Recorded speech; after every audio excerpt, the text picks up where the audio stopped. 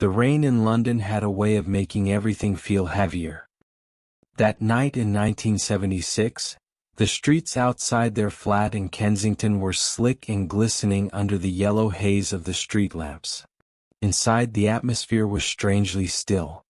No music, no laughter, no humming from the piano. Just the low tick of the clock and the quiet clink of a spoon inside a tea mug. Mary Austen put the mug down and looked at the man she loved.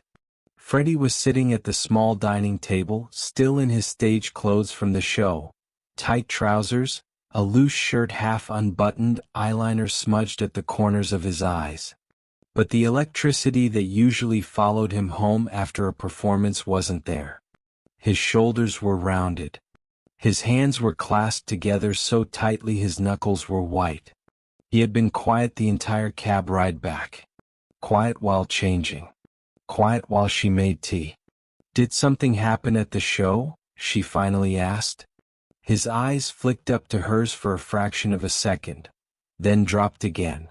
"No," he said softly. "Not at the show." The way he said it made her stomach twist.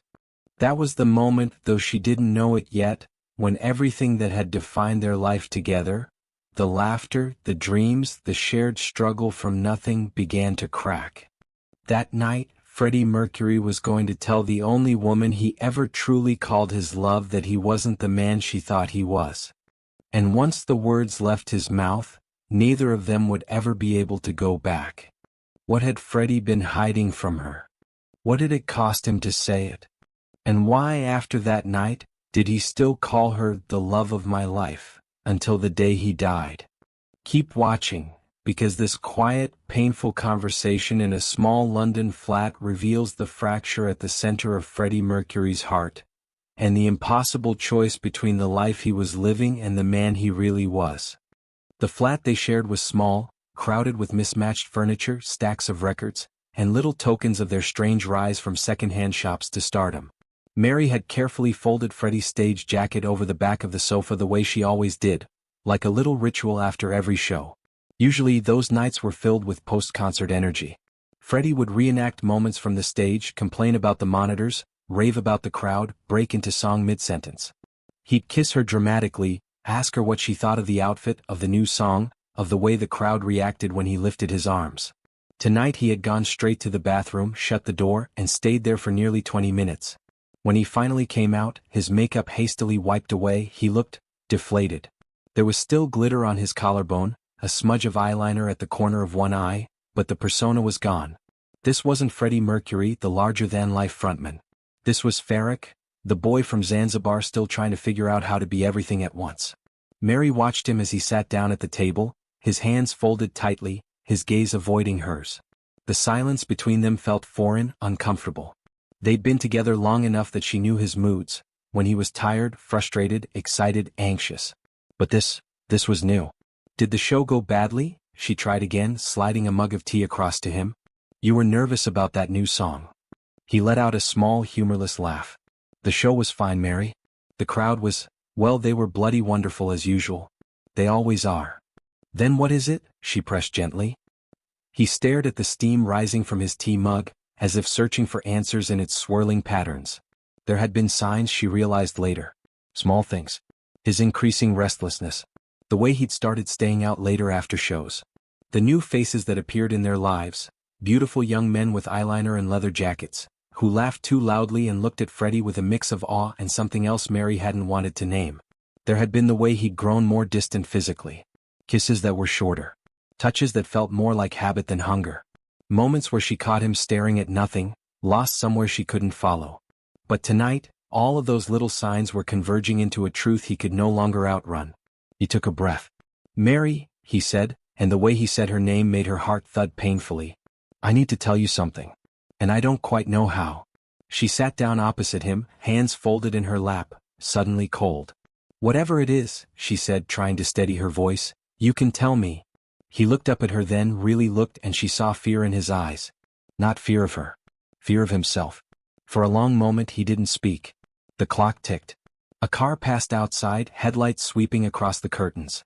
Somewhere in the distance, she could hear the faint sound of a bus engine. "I'm not," he began, then stopped. His jaw tightened. He tried again. I'm not sure I'm the man you think I am. The words hung in the air between them, heavy and confusing. Mary frowned. What does that mean? He swallowed, his throat bobbing. It means, he whispered, that there are parts of me I haven't been honest about. With you. With myself. And it isn't fair to you anymore.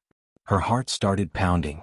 She felt suddenly like she was standing on the edge of a cliff, the ground shifting under her feet. Freddie, she said slowly, are you trying to tell me you don't love me? He closed his eyes, pained. I love you more than anyone, he said. That's the problem. And with that, something inside her broke, because whatever he was about to say next, she knew it wasn't going to be simple. Or easy. Or fixable. He stood up from the table like it shocked him to sit still. Pacing was easier. Movement felt safer than stillness, like he could outrun the words if he kept going. He crossed the small kitchen 3 times before stopping at the counter, hands gripping the edge so tightly his knuckles blanched. Do you remember, he began, not looking at her, when we first met at Biba? She blinked, thrown by the sudden shift. Of course I do. He smiled faintly, his voice wrapping itself around the memory. You were this impossibly beautiful, quiet thing on the shop floor. And I thought, well, there she is. That's the girl. I have to impress her. I was just this awkward art student with ridiculous teeth and no money. And for some reason, you looked back. She managed a small, sad smile. You weren't awkward.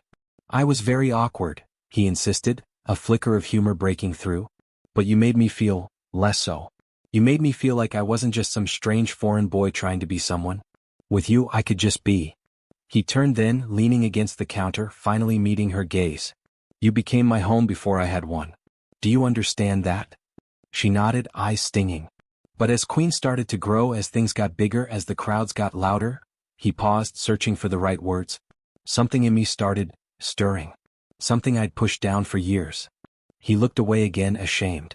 I thought if I loved you enough, he said softly, if I committed to us, if I built a life with you, I could silence that other part of me. I could make it go away. I could be the man you deserved. Mary felt her throat close. Another part of you, she repeated, her voice barely more than a breath. You mean? He nodded once, tightly. I'm attracted to men, Mary? The words were quiet, but they hit her like a physical blow. For a moment the room felt very small. The sounds from outside, traffic, distant voices, faded into a muffled hum. All she could hear was her own heartbeat and the echo of his confession. He rushed to fill the silence. I didn't want it to be true, he said. I fought it. I told myself it was just admiration, just theater, just part of the scene. But then there were these feelings, these looks, these encounters. And I kept telling myself I could love you enough that none of that would matter. Tears blurred her vision. Did you? She couldn't finish the question. He knew what she was asking. Yes, he said quietly. I've been with men. While I've been with you. She flinched as if the words had struck her. I thought I could separate it, he continued, the guilt pouring out of him now, unstoppable. I thought you were my real life and that other thing was a shadow life that didn't count if I didn't bring it home. But that's a lie, isn't it? It all counts. It all hurts. She stood up so quickly the chair scraped loudly against the floor. Why didn't you tell me? She asked, her voice breaking. Why did you let me build everything on something that wasn't real? He stepped toward her, panic flashing across his features. It was real, he insisted. My love for you is the truest thing I've ever known. That's what's tearing me apart. He stopped a meter away as if afraid he no longer had the right to cross that last stretch of floor. I'm not telling you this because I've stopped loving you, he said. I'm telling you because I love you too much to keep lying. Tears finally spilled over. She wiped them impatiently, angry at herself for crying, angry at him for making her, angry at the world for building a love story with a crack in the foundation from the very beginning. How long? She whispered. He swallowed. Longer than I'm proud of. She laughed then, a short harsh sound. Is that why you've been staying out late? Is that why you've been so far away even when you're here? I thought it was the band. The tours. The fame. I thought I was losing you to the music. He exhaled, devastated by the truth of it. You were, he said. But not just to the music. Mary's first instinct was to leave. To grab her coat, her bag, whatever she could reach and walk out the door before the walls closed in. Before the memories of shared mornings and quiet nights and whispered promises started clawing at her from the inside. Her hand actually reached for the coat on the back of the chair. "Don't go," he said quietly. Something in his voice stopped her, not a demand, not a command, but a plea. She turned to look at him, and the sight nearly undid her. Freddie, who had commanded arenas, who strutted across stages with the arrogance of a god, looked small. He was backed up against the counter like a man awaiting a sentence. "I deserve your anger," he said. "All of it. I deserve to have you slam the door. I deserve every name you might call me. I've been selfish. I've been a coward." She sank back into the chair slowly, as if her legs couldn't decide what they wanted. "I don't hate you," she said, surprising herself with how true it was. "I just don't know what's real anymore." His shoulders sagged, a breath leaving him. "Everything we've had is real," he said. "The laughs, the nights watching telly, the stupid arguments, the way you look at me when I come home a bit too full of myself. I meant every I love you, Mary. I still do." "Then why wasn't I enough?" she whispered. He closed his eyes, pained by the question. "This isn't about enough," he said carefully. "If it were, you'd have been more than enough. You'd have been everything. This is about who I am. About something in me I can't switch off. I've tried. God knows I've tried. And all I've done is hurt you in the process." She studied him for a long, long moment. "This other side of you," she said. "Is it new? Is it the fame? The lifestyle? Or has it always been there?" He thought about it, and when he spoke, his voice was softer. "I think it was always there," he admitted. "Even when I was younger. But I grew up in a world where boys like me didn't say those things out loud. My parents, they had their expectations.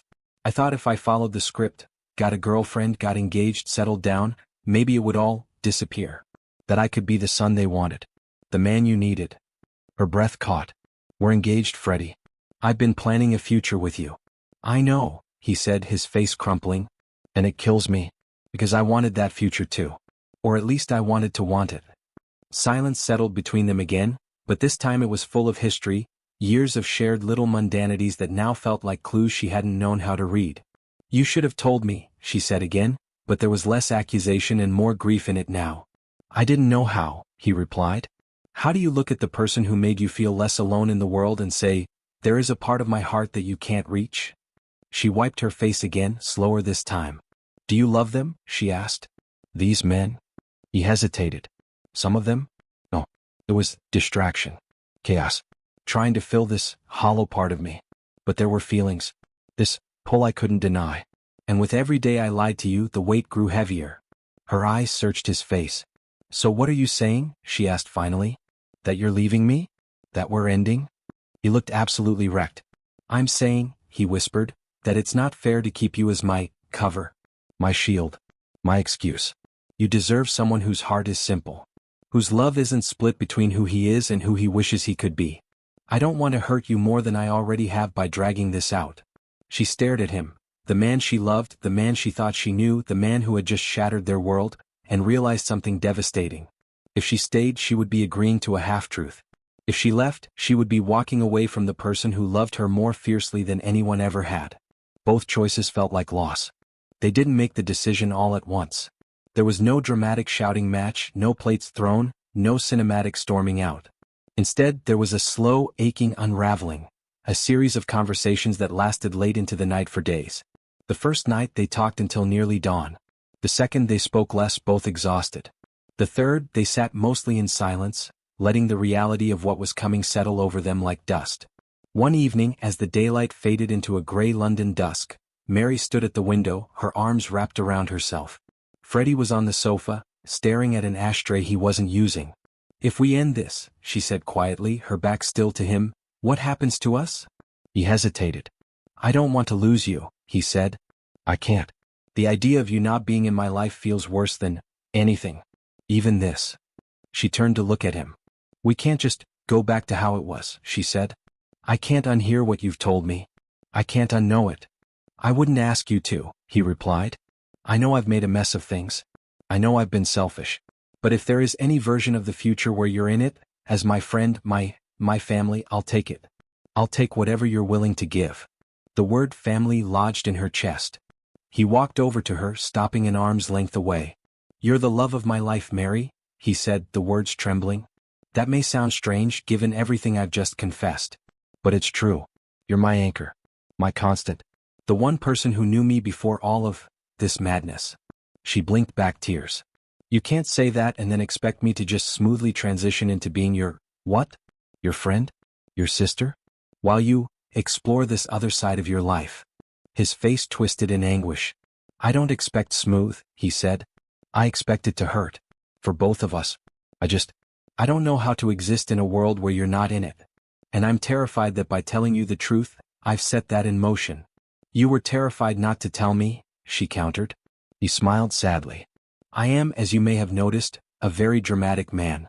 Terror follows me around. Despite herself, she let out a small laugh through her tears. He stepped closer then, cautiously, as if waiting for her to stop him. When she didn't, he lifted a hand and brushed a strand of hair from her face. Mary, he said softly, if you hate me after this, I'll understand. If you need to leave me, I'll understand. But I hope you won't. I hope you'll stay. In some form. Because I don't know who I am without you. She closed her eyes, feeling his fingers graze her cheek, familiar and yet different now, loaded with the knowledge of all that had been happening beyond those hands. When I imagine losing you, she said, her voice sharp with pain, I always thought it would be to fame. To some glamorous life I didn't fit into. I never imagined it would be like this. His hand dropped. I didn't imagine it either, he replied. Believe me, darling, this wasn't in the plan. Silence again. Finally she spoke. I can't be your fiancé anymore, she said, each word a small knife. I can't marry someone who isn't sure who he is. Or someone who's still discovering parts of himself that I'm not a part of. His face crumpled. But, she continued, I also can't imagine my life without you. Maybe that's foolish. Maybe I'll regret it. But right now, I don't want to walk away. Not completely. His breath shuddered out of him. What does that mean? He asked. It means, she said slowly, that I think we should end our relationship as a couple. But, we don't have to end us. Completely. Not if we can find some new shape for whatever we are. He stared at her, eyes flooding. Do you mean that? He whispered. She nodded. It's going to hurt, she added. Seeing you with other people. Knowing there's a part of your life that doesn't include me that way. But losing you entirely would hurt more. He took a shaking step forward and wrapped his arms around her, holding her like a man clutching a lifeline. They stood like that for a long time, not lovers anymore, not quite just friends, suspended in some in-between space where love and heartbreak coexisted. That was the night they broke up. It was also the night they decided not to break apart. The weeks after their decision were some of the strangest of their lives.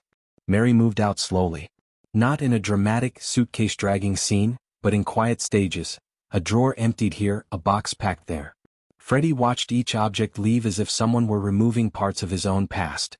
He insisted, of course, on helping her find her own place. He paid the deposit without telling her. When she protested, he waved his hand. Don't argue with me on this, darling. It makes me feel better to know you're somewhere nice. Somewhere safe. They still saw each other almost every day. She came to shows. She visited the studio. They went shopping together, bickering over fabrics and furniture just as they always had.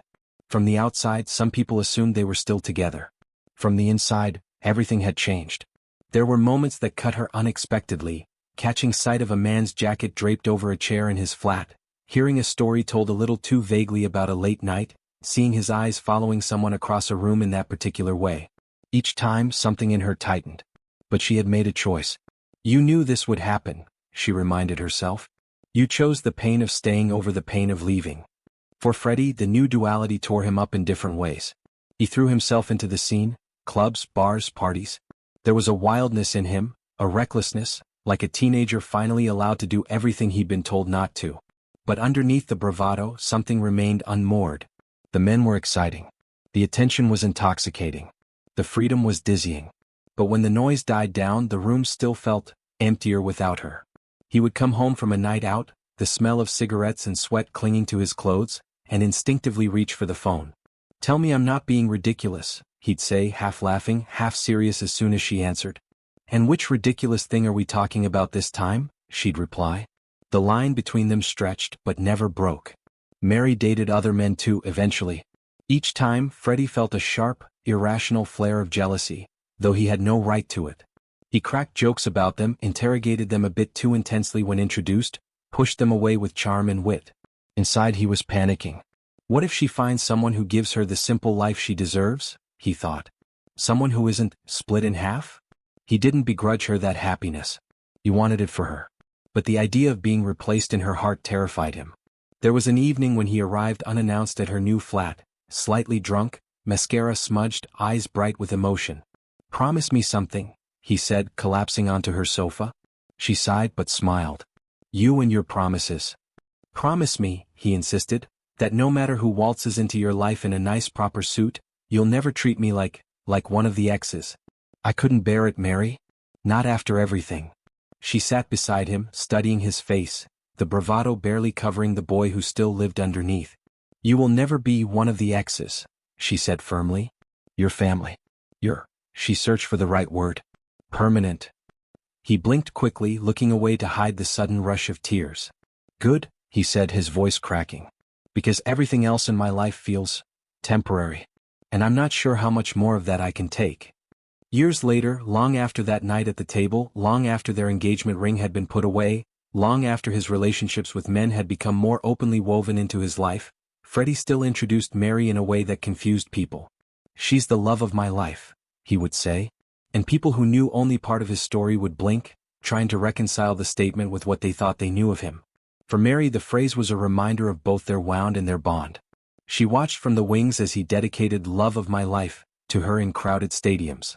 Thousands of people singing along to a song born from a very private heartbreak. Sometimes, during those performances, their eyes would meet. His on stage, hers in the shadows. There was a whole conversation in that glance. "Do you regret staying?" it asked. "Do you regret telling me the truth?" it answered. The reply, always unspoken, always mutual, was the same. No. When his illness came years later, when the diagnosis turned from rumor to reality, when the bravado fell away entirely, it was Mary who was there. Not as a lover, not as a wife, but as something far more complicated and rooted. She sat with him in the quiet hours. She helped manage the house, the phone calls, the visitors. She guarded his privacy with the ferocity of someone protecting a part of herself. In his will, he left her the house. Garden Lodge. The place that had seen his wildest nights and his quietest confessions. To some it seemed an odd choice. To her, it was both a gift and a burden. A physical embodiment of a love that never fit neatly into labels.